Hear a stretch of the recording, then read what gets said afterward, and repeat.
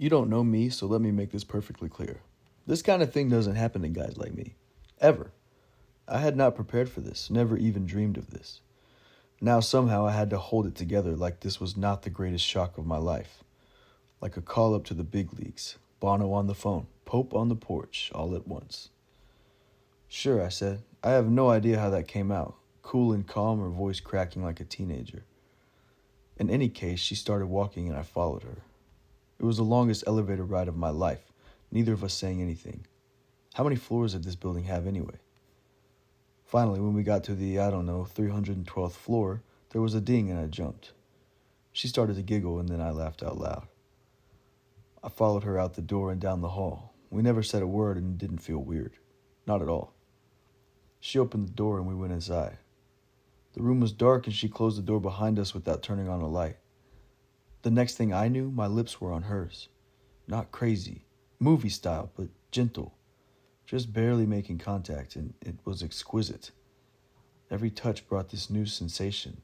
Not fireworks, but just the most mystical peace, and just like everything was right in the world. Without pulling away, she opened her eyes and I was looking into them again.